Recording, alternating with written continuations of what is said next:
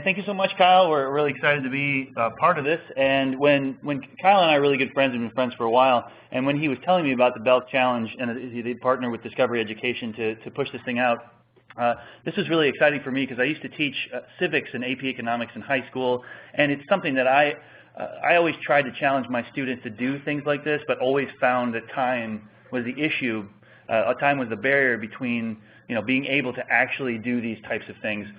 So I asked Kyle if it'd be okay if we did sort of a pitch around the Flip in the Classroom idea as it relates to this Belt Challenge, and he said yes. So that's why we are here, and we're very excited to be here. So we'd like to start, well, Katie's going to start off as she starts off her classrooms, or her class periods, rather. Class periods. After my students have watched the video, then the next day I usually like to start my class by going over any questions they may have from what they've watched. So I'm going to start in a similar way, addressing two of the most popular questions we always get when we present about flipping the classroom. First is, what about students with no access to internet? And it's always a popular question, but there are a lot of ways around that. First of all, this day and age, most kids have access to some kind of device, and that's why we use YouTube for our videos. They can access it on their phones. They have it in their pocket at all times. But I've also saved videos to flash drives and DVDs so that kids can watch them at home on computers that maybe don't have internet access. And of course, there's times throughout the day during lunch or in the morning where students can come back to watch those videos, because you're talking about only 2 to 3 videos in a week. The other big question that we get often is, what about the students that don't do the homework, that don't take the notes or watch the videos? Or even better, questions that were posted today on Facebook to us, what about students that just copy other students' notes and aren't really watching the video? They just fast forward to get it done. And first and foremost, I want to point out that one of the most important parts of this process in flipping your classroom is to scaffold for your students. You have to watch the videos in class with them when you first begin this process to teach them how to take notes, how to stop the video and interact with it, explaining to them what you expect of them, and then of course holding them accountable. Now of course, there's still going to be those students that fight you on that and don't want to take the notes or try to copy like we've said. And what you're able to do is identify those students so much earlier. You know when they don't watch the videos because they're lost. And you could have those students required to watch it in the classroom at the back on one of the computers, where you can see them, keep an eye on them interacting with the video. And of course, you can also train them. You're correcting a behavior. Make them come back at lunch and really get them to understand the importance of coming to class prepared. So as we talk about flipped classrooms, we get a lot of questions. A lot of the frequently asked questions are about students. What if the students don't do this? What if the students don't do that? And what we really try to focus on, and our passion here, is really focusing on the teacher. Because what we know about student success is that the #1 indicator of student success is having high-quality teaching, or a high-quality teacher. And so the real power of the flipped classroom is that it transforms the teacher. And better teachers equals better student success. And when we talk about better teachers, we look at the research and what we've known over the past, X number of years. And better teachers are efficient, they're reflective, and they're really great at building relationships. A person like that is a very high quality teacher. And going through the process of flipping your classroom makes you a better teacher because you address all these specific issues of efficiency, reflective practice, and building relationships. So from our standpoint, there are 2 parts to flipping the classroom, to keep it very simple. Part 1 are the videos, so creating and disseminating those videos. Part 2 is what do you do with your class time. So we're going to start with part 1 and the videos. So I have taken the time and filmed all of my videos. You can kind of see on the picture here that they're all using the same simple method, low barrier technology, where it's just information put on the whiteboard, a flip cam with a 1-take video, no editing at all involved. And I have filmed now over 100 videos of, very similar format where I'm in the shot, I'm using eye contact and gestures to draw my students into the information on the board, and the average video is about 10 minutes long. So we get this question quite a bit, especially in our most recent online class that we just finished up a couple days ago. Well, a few people asked, why this method of filming? I want to use my smartboard. I have all my PowerPoints done. I have, I've done all this. I have all my digital presentation. And from the research we've done and just sort of the logic that I have, these are the reasons that we cite for why this method of filming and using this for the videos. First, it's a very low barrier technology.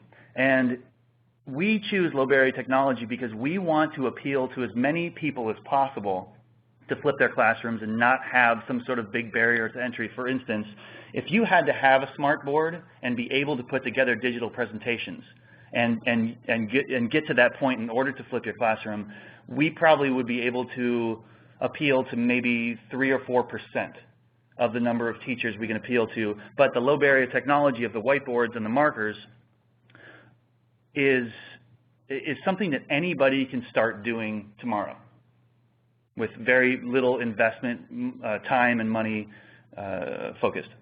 That didn't make any sense. With very little time and money required. There you go. Woo, we're getting through it. One of those days. And then the second thing is that it requires a deeper level of thinking. I love this song by Passion Pit. There's this Passion Pit lyric. It says, "Everything's easy when you never have to choose." And I love that concept because it's true. With technology, we have infinite choices. If you're building a digital presentation, you have infinite choices. And with infinite choices, you become completely overwhelmed by too many choices. I can always throw in 5,000 more images and diagrams. Here's another diagram. And pretty soon it becomes about the technology, not about the content. So it provides a real deeper level of thinking to say, okay, I have a marker and I have a board. How do I get this information across in the quickest, most efficient, simple way that the students will understand so they're ready to move forward in the classroom? And that's why I love this method. It keeps it simple, and it really requires a lot of thinking beyond just, I'm just going to throw a bunch of digital tools in my PowerPoint and then just start clicking through them because I can. Third, we know, research shows that for retention of information, students need to take notes in their own handwriting, that helps them remember things. And basically, the note-taking is modeling this for the students. So the teacher takes notes, puts them on the board, talks about it, modeling how to take notes, and the students take notes from their notes. So it's just a really great way of getting students to take high-quality notes, whereas if you had a digital presentation, maybe there's a really advanced diagram and you just say, well, don't worry about copying this down because it's too complicated, and you maybe even hand it out to them, and you're kind of skipping the stage of them processing it by taking notes. Fourth, it's just a logistic kind of quality thing that we love the closeness, the brightness of the videos that we create. And what did you say? It's like a front row seat. Yeah, it's a front row, right, exactly. Your teacher is right there. It's like sitting across the table from somebody. Whereas if you're filming a digital presentation, usually the lights in the room have to be lower. The brightness of the board makes the subject, the teacher, darker, which decreases some of the facial cues, the gesturing, which is so critical for engagement, especially in longer videos. And then finally, the fifth thing is that teachers are modeling the creative process for their students. When we talk about what happens in the classroom, it is critical that we model a scalable way of creation that students can also replicate, because that's the whole point. As teachers, we model and then want our students to replicate our model, and that's how they get good. So what we've found now is, even bigger is the efficiency shift that this creates in the classroom.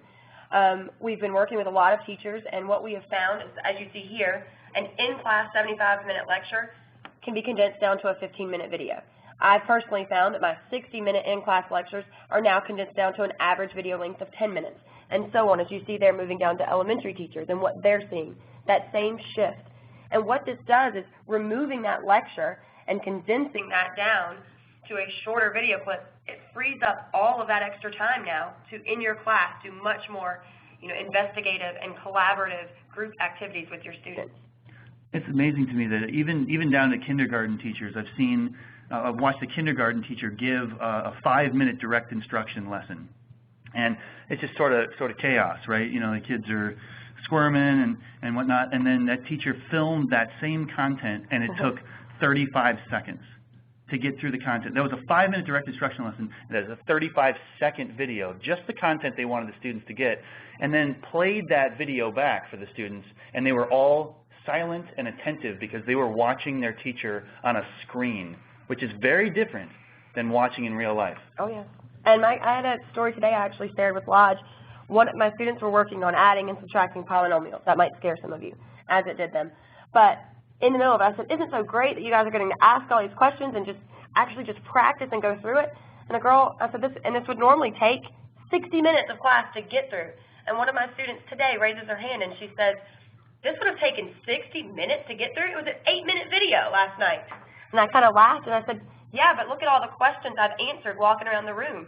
And think about how long it would have taken you to copy those notes and wait for everyone. And she went, oh, yeah. Can you ask the science teacher to do this? So as you'll see, the videos, what it's really forced me to do is break down what information is crucial for the students to come into class with. And for me, that's the definitions, any kind of images that they might need, the stories that I like to tell to relate the math to them and to what's unique about their age group or the students that I teach. Any kind of basic application problems that builds that foundation so that when they come into the classroom, we're doing much more advanced application problems. We're discussing the mathematics. And of course, they're getting to be involved with the mathematics and work together. And we leave those advanced applications and discussions, and we'll get to the class time here in a second. But you can start to see a pattern here, because if a 60-minute lecture is consistently condensed down to a 10-minute video, that's an amazing, just right there, that's an amazing paradigm shift in efficient teaching. Because everybody online here knows that it's not the 60-minute lecture. It's a 60-minute lecture 4 times a day, every semester, every year for the rest of your life, or one 10-minute video. I vote for the video. Okay, it's just an amazing shift in efficiency that can have a lot of positive effects. But so we're talking about efficiency, and that was the first thing. We talked about great teaching. It's efficient and reflective, and then relationships. So let's take a look at some reflective practice. Now, recently, in the past 11 weeks, actually, to sort of prove a point, I did this experiment because I've been so obsessed with reflective practice in terms of recording or filming myself, and then the power that comes with watching yourself back and how that can change you as a human being in almost any skill or information in order to improve, to accelerate your learning. So I want to talk about my dancing for just a second. So I've been dancing for 11 weeks, something that I am not necessarily comfortable doing. It's outside of my comfort zone because I'm not the most, what do you call it? Fleet of foot. Not the most coordinated. Thank you. Yeah. Ouch. Fleet of foot. Well, I mean, okay. Yeah, that's fine. Recover that, I'm sorry. That's okay. So what reflective practice looks like in my dancing over the past 11 weeks is on the left, you see that we film, and I'm taking dancing lessons with one of my great friends who also works at the Friday Institute, so she's embarked upon this experiment with me. So we film each lesson and watch it back. And it's just amazing to me, when I watch back our lessons, probably 50% of the content of the lesson, I didn't remember that happened. Or I was doing something, I was trying to do what the teacher was doing, I was doing it totally wrong, and I could have convinced myself that it was fine. I mean, all the layers and layers of issues. So watching it back, I learned so much just reflecting on the lesson. Then in the middle, we film a recap video, usually about 5 minutes long, after each lesson and watch it back. And in that recap video, basically we talk about the issues we had in class. So I'm not picking up my feet here. Here's how we demonstrate it the wrong way, and here's how we demonstrate it the right way. And we just go point by point through our lesson topics. And most of our practicing comes in that reflective piece, that middle video, that 5-minute video, because Brandy and I don't dance a whole lot together. We don't practice a lot, but we watch ourselves back a lot. And it's just an incredible way of accelerating learning. And then we last week we filmed a performance, our 10-week dancing performance. So you can find that on YouTube. And it's for 10 weeks. We're told it's amazing. We're told we're dancing at about a 1-year proficiency. And that was after 10 weeks of doing really, really hardcore reflective practice.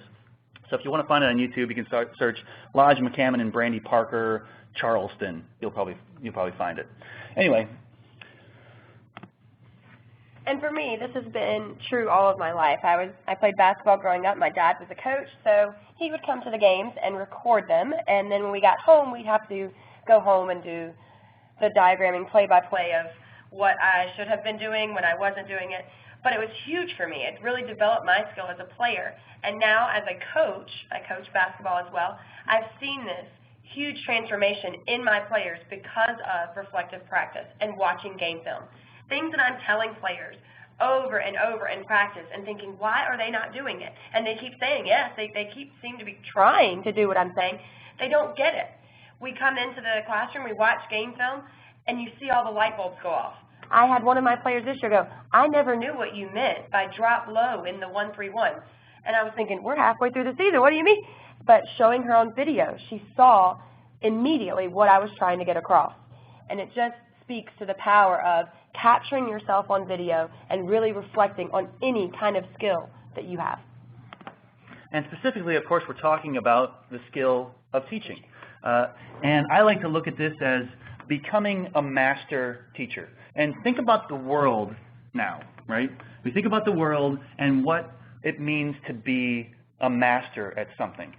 And a big part of this is, I'm just going to use a kind of a silly example, but a big part of being a master is being found on Google now. You know, if you're a master musician and you don't have a website, you don't have anything online, I don't know if you can call yourself a master. I'm not sure. You know, especially our students, the way they grow up, that we, as teachers, we are no longer viewed as the masters at stuff. We used to be. Mm-hmm. We used to be the holders of knowledge. Well, we're not like that anymore. Right. You know, Google, for an 8th grader, is the holder of knowledge. My teacher doesn't know a whole lot, but Google knows everything, right? Mm-hmm. So how do we compete in that world? Well, the masters publish. Mm-hmm. They create videos or other things of themselves that are artifacts of them mastering whatever skill they're doing, and they publish those online. So specifically, there are so many benefits to filming efficient versions of your lectures and then watching them back. You learn so much about yourself as a teacher. You want to just, on the spot, just tell me what you've learned about yourself. I'll tell you some things I've learned about myself. You want me to go first? Oh, sure, if you want. Right. Well, I just wanted to go first. Okay. Yeah, I just asked that because I wanted to go first. Yeah. Thank you. No, you know, pacing, listening, my listening skills, just even watching myself back and watching how I kind of blow through information that I'm not really sure about. You know, things that I used to teach that were soft points. I get to a point in my lecture and be like, we'll just, we'll come back to that later or something like that. And you know those times where you're just like, well, I don't really know this. You go figure that out, right, and you document that, and then you're done. Those types of things. The ums, the ahs, being able to really slow down and explain a concept to someone, specifically myself, right, and watching the pacing of how I'm doing that. And those skills translate to the classroom, because really what we're going to advocate in a second is the teacher becomes facilitator, and you have to, in a very short period of time, little short bursts, you have to perform for your students while you're talking to them one-on-one in the classroom. Right. So these skills you're building as a reflective practitioner directly correlate to skills that are extremely valuable when you're in the classroom, and I feel like that's, for me, that's what the biggest benefits were. Did I take them all? Yeah, you took a lot. Well, I mean, for me, it's, pacing was big, seeing how I explain things, but going back now and looking at a lot of my videos, I can see, like you said, where there's holes, where it's like, oh, wait, I should expand on this more. Like, there's so much more that I could say and give to these students that would help make that clear. Like, ways of making it, relatable to students and really breaking down some of the information they might struggle with, or just creating another video to add on some more details. For me, the biggest thing has been working with my students more, like you said, has kind of made things where I'm more of a facilitator. So I'm going around and they're asking such different questions. I'm digging deeper into all this math that it's made me become, stronger in my conceptual knowledge of all of the things that I teach. And I actually can say I'm much stronger in my content now because of the way that I'm teaching and how I have to interact with the material and my students. So part 2, we've talked a lot about part 1 and what that shift does. And now, what does my classroom look like now? And the amazing part about what my class looks like now is that I am actually teaching students how to collaborate. We all know that students don't come to us with the skills of knowing how to work in a group, knowing how to assign roles and make sure that they get a job done and they work together, all sharing in that job. So for me, it's been just amazing to actually toy with teaching students those skills, which we know is going to be crucial for them throughout their lives. Just putting kids in a group, set of desks does not mean they're going to work together. And so Lodge and I have, created some very helpful things for teachers on how to assign them roles, how to teach them to work together, and, really effectively collaborate with each other. Of course, the application has been, awesome. It's pushing my kids further and, really advancing their learning. And my favorite part about it, as you can see in the lower right corner, is publishing. I have modeled for my students what I want from them, and now I'm pushing them further to be, digital learners as well, using this simple technology to actually focus on the content and publish what they have learned in their own words and become the teacher. And that's extraordinarily exciting. I love this loop because both of us are extremely big believers in, not to bring it back to this again, but in reflective practice. And the best thing that we can do for ourselves, and I truly believe in the 21st century, I love this phrase that I came up with. How's that for a, yeah, I can't believe I just said that. But in the 21st century, you are your best teacher. You're the only one you listen to all the time. And you're the only one who truly cares about your progression and your learning 24 hours a day, 7 days a week. The teachers that are around, especially now, think about the huge class sizes we have now and the huge world we live in with, all the technology and everything. Everything's becoming so fragmented and spread out that you don't have a whole lot of people in your life that are really dedicated to making you better all the time except for yourself.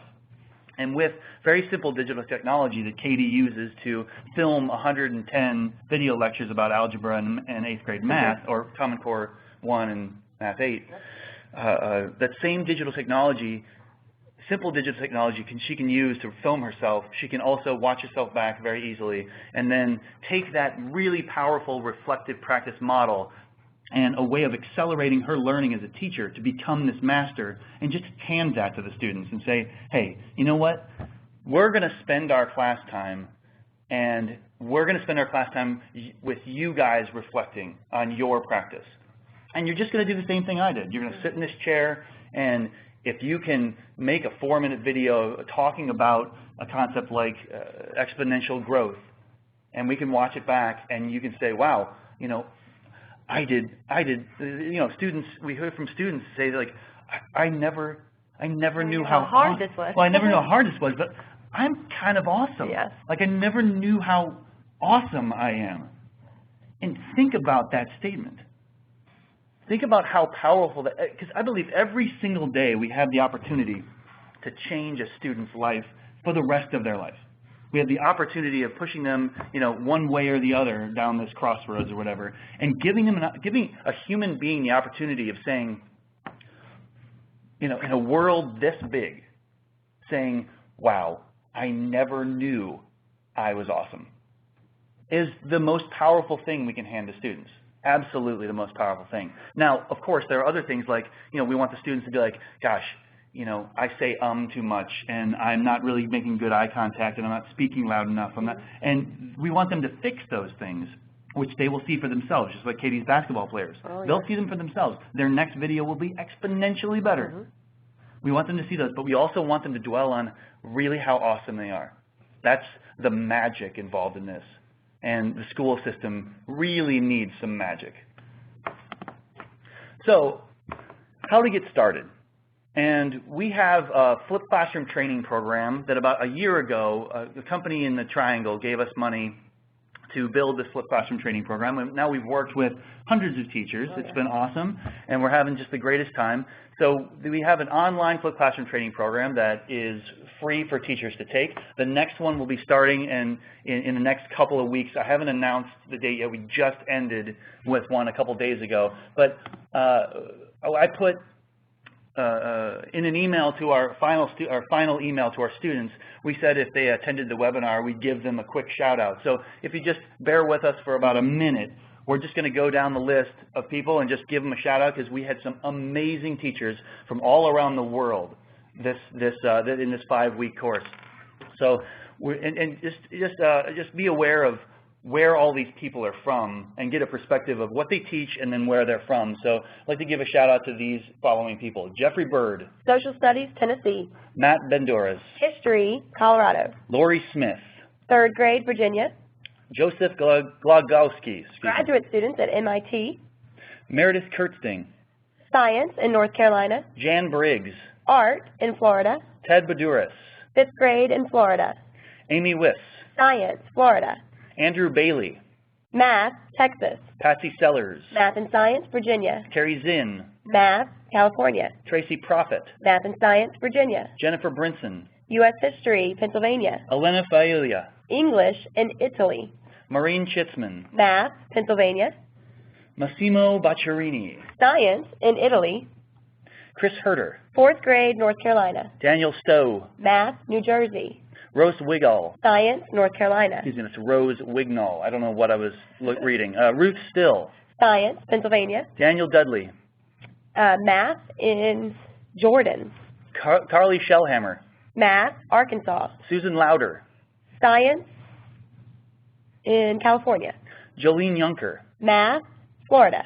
Collier County, Rosa Valdejata. Computer I said that totally wrong. Valdejata. He struggles with the languages. the Computer technology in Spain. Cindy Drazowski, Math in Tennessee. Jamie DeRaps, Science, Florida. Emily Brill, French, Pennsylvania. Nancy Foote, Science, Arizona. Martha Payan, Visual arts and language arts in Mexico. Erica Sarasi, Science, Florida. Dr. Lynn Gill, Science, community college in Alabama. Lorinda Kane Bowles, Reading and math, Wisconsin. Amy Smith, Science and social studies and language arts, Ontario, Canada. and Lisa Sunshine. Science and math, North Carolina. So we would encourage you, if you're interested, to check this site out. If you're interested, there's a link on there, and we'll let you know when the next training session will be. It will be soon. We'd love to have you on our next session. But for now, again, we bring it back to this Belk Challenge and other projects like this, and it's just such a great opportunity to get your feet wet with the flipped classroom. And the second thing I would suggest for how to get started is experiment with stage 1. We talk about different stages of flipped classroom in the training, and if you can go through the training, you can check that out. But I would experiment with stage 1, and how you would do this is keep it very simple. Film 1 week of lectures, and 1 week of lectures are probably about 2 to 3 10-minute videos. And let yourself be shocked by how short these are. I was in the room when Katie filmed her first lecture. This lecture was something she'd given for 6 years, every semester, multiple times a day, and it was a 60-minute lecture. When she hit stop on that video camera, what was the timestamp? 4 minutes, 34 seconds. 4 minutes and 34 seconds. Allow yourself to feel that first step, feel that shock of, well, it's actually a fear of just like, what have I been doing? What have I done? Yeah. But let yourself feel that. So film 2 or 3 videos for an entire week, and then keep it simple. Show those to your class, because remember, you're making a 10-minute video out of a 60-minute lecture. If you show that in class and put it online so students have access to it again and again and again before the test, before whatever, so they can revisit it, show it in class, and use the extra 50 minutes of class to use the remaining time to work on some collaborative project. And what really struck me about this Belk Challenge is it's a perfect opportunity to inspire you to like, I'm going to give this a try for this challenge. You know, because I'm going to take a week, I'm going to let my students express themselves by figuring out some issue in the community that they can solve. It's a great, worthwhile project, and they're not going to miss any content. I'm documenting it all. It's 30 minutes of video over the week. So I would suggest to give that a try, and also check out what this allow you to do as well, playing these in class, is to get student feedback too. Because you'll start to get a feel of how students need differentiated lecture styles. You know, that some will want to watch the lecture all the way through quickly, and then go back and take notes. I mean, it's all over the map. So you'll start to really get your feet wet just showing it to them in class and asking them what they think. So we really look at this process of flipping the classroom as reviving the art of teaching. And we talked about 2 steps. We talked about the videos and then the classwork, but really what we're talking about is the formula for better teaching. Better teaching is efficient, reflective, and it has the ability to build amazing relationships. And having your students take you home at night and access you anytime, having the parents sit next to the students and actually participate in their students' education in a real way that builds the relationship with the teacher that they may never even have met in real life, can be an incredibly powerful thing to free up class time, to allow teachers to be artists, take a pen to a canvas and create lecture material, and then telling their students, here's the pen, here's the canvas, be like me because I am awesome and I'm getting better and you're going to get better too. So I'm going to finish with a little quote that my dad, I always finish with this actually, I need a new quote, I guess. But my dad called me up, and now it's been a while, but he said, I've got a great ending to your talks that you give. And I said, okay, well, what do you got? And he says, life is too short. Stop repeating yourself. Flip your classroom.